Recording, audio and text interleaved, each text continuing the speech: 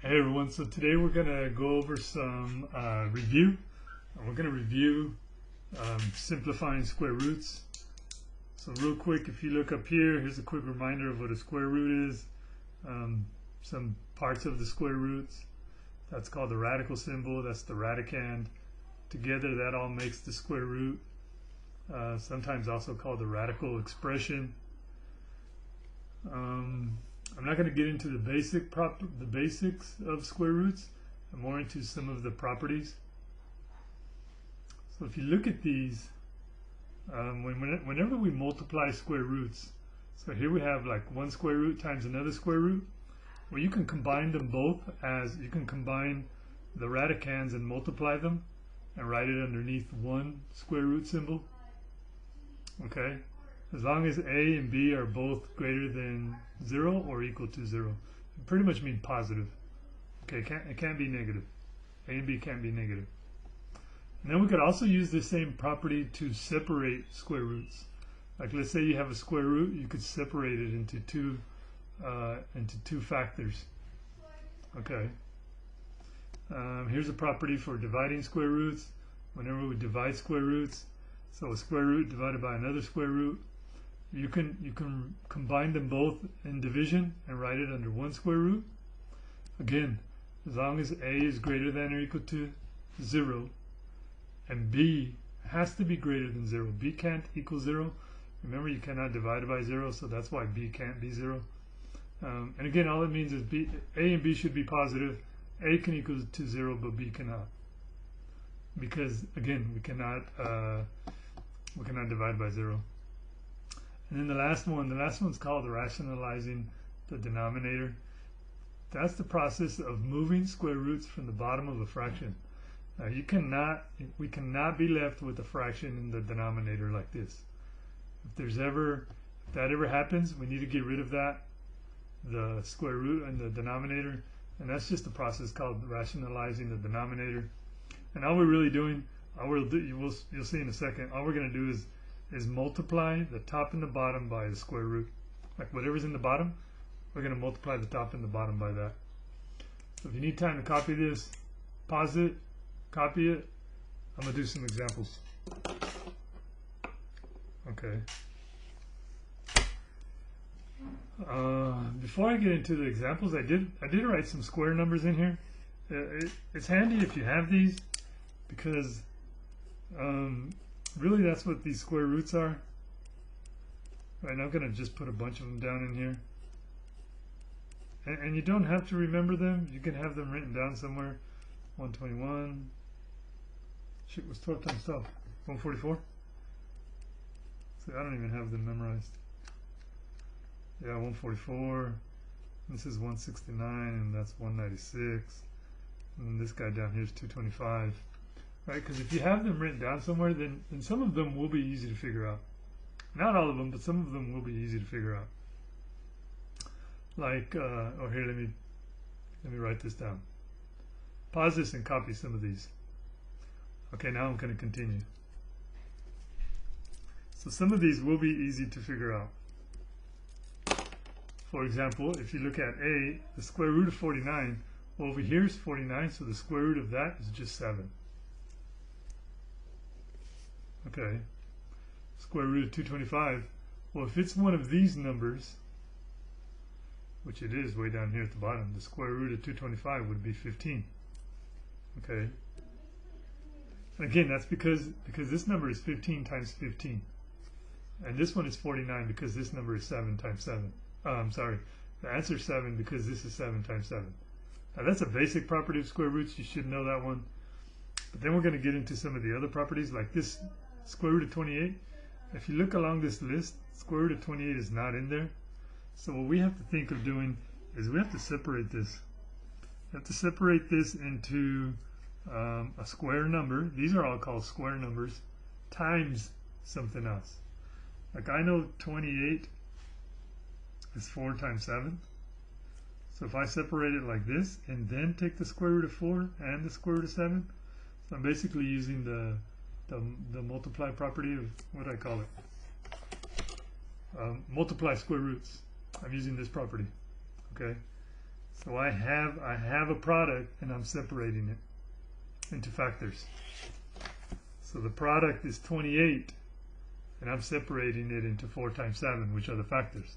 Because now I know the square root of 4 is here. I know the square root of 4 is 2. And then the square root of 7, well, that's just square root of 7. And that stays that way. Okay. So that would be the answer. Let me box in the answers. Same thing with 45. If you look at our list over here, 45 is not one of the numbers here. But I know 45 is 9 times 5. Now why would I write it as 9 times 5? Because I know I can take the square root of 9. The square root of 9 is 3. So I know this simplifies into 3 square root of 5. And that's using the multiply square roots property that I wrote on the other page. So whenever you have a product is when you multiply two numbers. You can break it up into factors. So this is 4 times 7, right? Or you can multiply them. Now sometimes I don't actually like if you look at this is the square root of 3 times the square root of 21. Sure, I could multiply them. I don't want to, because then it would be trying to figure out the square root of 363. Like if I multiply 3 times 121, I get 363. That's a huge number. What you should realize, like you can switch these places, and then that's 121, and that's the square root of 3, and then the 121, that's over here. Look, 121. 11 times 11 is 121. So instead of multiplying these, sometimes simplify it ahead of time. So really, this is all we need to do with that one. Realize that's a perfect square, 11 times 11, and then just put the square root of 3 in the back. Okay. And when you have numbers and square root numbers, the whole numbers go in front, the square root numbers go in the back. I mean, I think I'd give it to you if you wrote it like this. I would give it to you, but you got to be careful with this. The reason why they don't write it this way is because some students get carried away and they put this line a little bit too big, and then it looks like 311 square root. So that's why they advise against that. Put the whole numbers in front. Okay. Now this one you can't really do anything with this yet. 6, well, like 6 is not in here, 10 is not in here. So I'm going to go ahead and just multiply these, right? As 6 times 10. Well, that's the square root of 60. And then you think, okay, well maybe I can break up this square root of 60, right?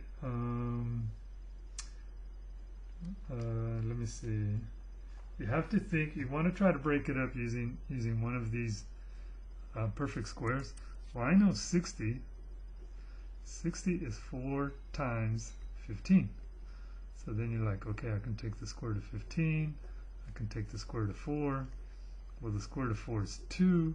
And the square root of 15, you can't really break that guy down. So that ends up being just 2 times the square root of 15. Now, I know you can't do anything else with 15, because 15 is just 3 times 5. Okay? And 3 times 5 is not over here in our list. And then, let's move on to the next one. If you look at G, so G, one of the things we can do with this is rewrite it underneath one square root.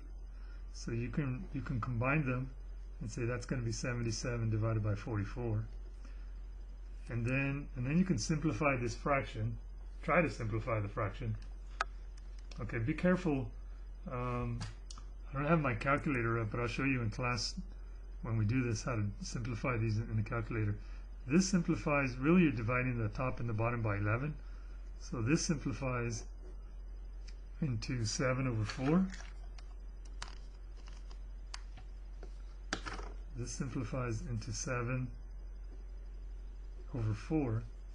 And then you can take the square root of the top, and then like we separate them again, because then you realize, well, you can take the square root of the bottom. Like once you put them together and simplify it, you want to separate them again, and then take the square root of the top and the square root of the bottom. Okay, and then that simplifies, and that's okay because this is not a square root number. So I'm going to do the same thing with this one. First, I'm going to write it over here. I'm going to separate them as, actually, you know what? Pump the brakes on that guy. First, we want to simplify the fraction. Okay. First, we want to simplify the fraction. And then again, I'll show you how to simplify this in the calculator tomorrow.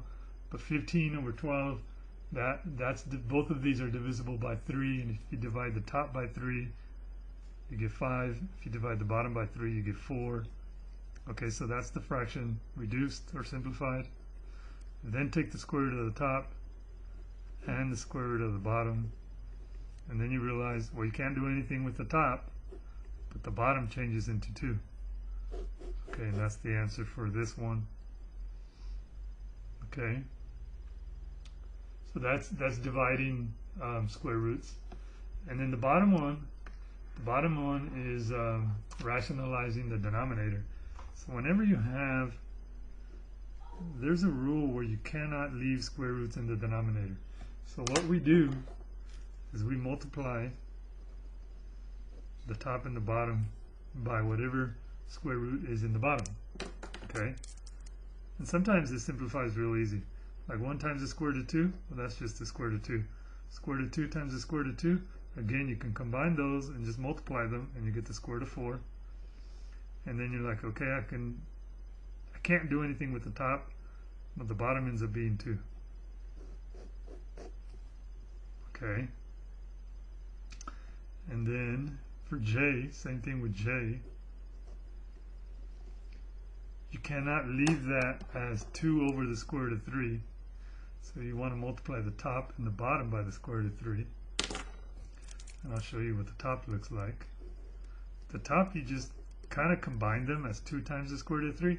You cannot multiply these because these are different. Okay, I can multiply these two because they're both square roots. This is not a square root, so you just put 2 square root of 3 on top. And then square root of 3 times the square root of 3, I can multiply those. That's the square root of 9. There's nothing I can do to the numerator or the top, but the bottom square root of 9 is 3. Okay. And that's what we'll be doing today. Again, this is review, this is algebra.